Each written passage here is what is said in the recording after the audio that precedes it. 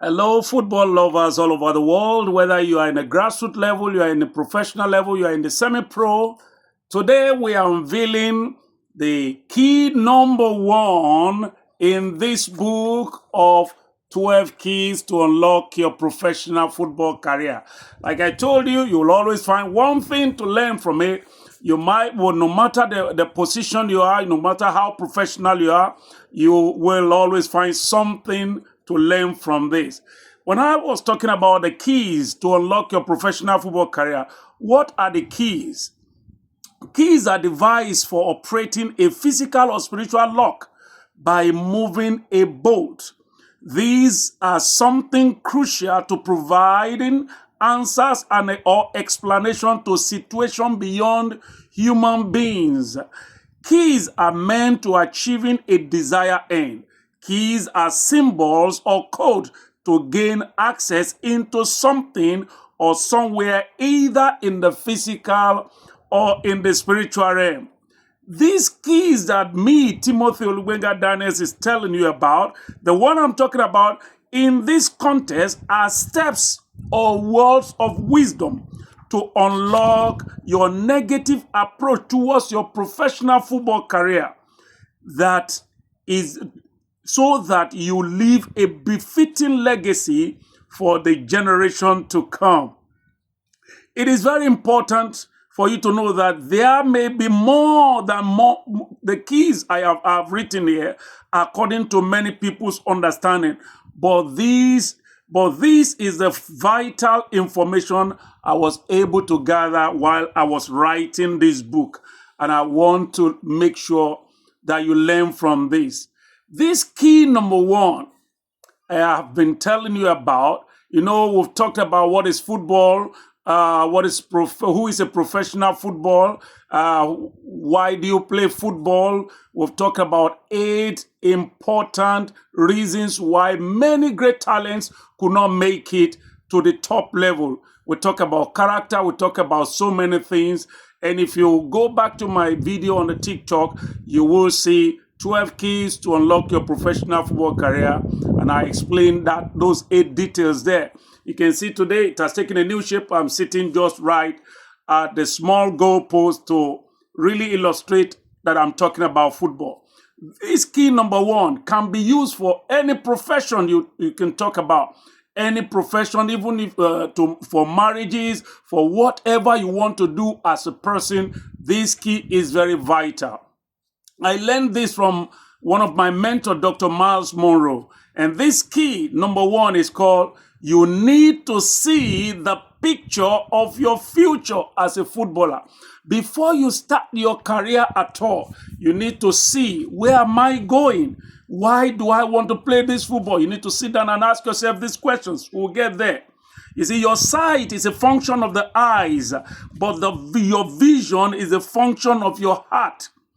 Eyes that look are very, very, very many. They are very common, but eyes that see are very few. They are very rare. Without your vision, your sight for professional football has no hope.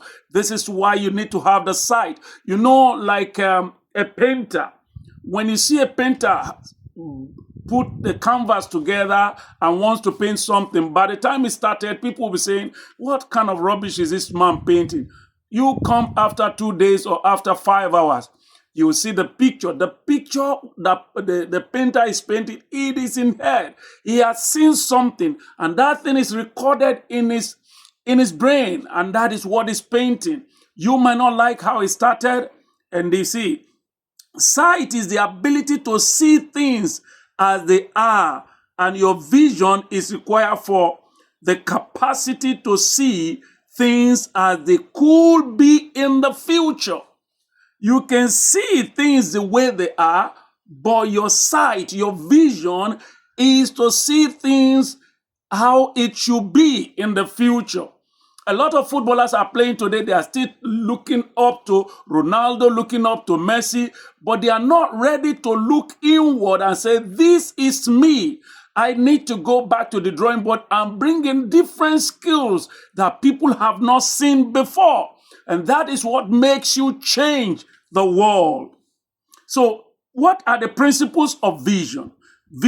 Your vision is a product of your purpose in life. Your vision is your documented purpose. Your vision must be details. Your vision must be customized. Your vision must be distinctive. Your vision must be unique. Your vision must be reasonable. Your true vision as a football player always demand a change due to the trend of life. It's just like when you're on the field of play and you decide to go against, let's say, for example, you're a winger and you are going against a defender that is very brutal and is very hard. But one thing you should know, do you visualize that player? Maybe it's a static player that if you take him on, he won't be able to catch up. Because if you don't see something, you can't do it. You need to see. And the seeing is very, very crucial because your sight, gives you a vision. We are still on that vision because if you say you want to play football and you don't have a vision, what do we say the key number one is? The key number one is that you need to see the picture of your future as a footballer. Whether you are a footballer, whether you want to get married, whether you want to be in whichever profession you want to be, you want to start a ministry, you want to do anything, you got to see before you ever jump into it. Like I said, your vision as a player, as a football player, must be future focused as a true, genuine footballer. Your vision automatically created self-discipline in you as a footballer. You know, we talked about players being bought in the reason why many players could not make it to the top. They have great talent, but they couldn't make it to the top. And this is talking about your vision automatically creates self-discipline in you, because if you have a vision, you will not turn your profession into pleasure and turn pleasure into profession, just like many footballers have done today. You see them training 30 hours a week. 30 hours, I repeat, when I was watching Man City training, was it about 8 years ago? They train twice a day. And if they train twice a day, that's 6 hours every day. And if you times that 6 times 5, they are training 30 hours. And on that Friday night through Saturday morning, when they are supposed to be resting, that's when some of them will go to club and they'll waste that energy. And you wonder why you see some footballers playing and not playing to expectation on Saturday. It is because some of them have wasted that time because they turned their profession into pleasure and turning their pleasure into profession. So vision is a result of godly inspiration in you. Vision is not the mission, but the picture of how your future must look like. Vision is generational. Vision is something you can't do alone. You cannot do it alone. This is why when you are playing as a footballer, people have to be passing ball with you. You can't wear everybody's jersey and play. And that is why it is called teamwork, because your vision will make you disciplined. Vision manifested in phases, either locally, nationally, or internationally. Vision is always given to individuals. Vision is always greater than the visionaire.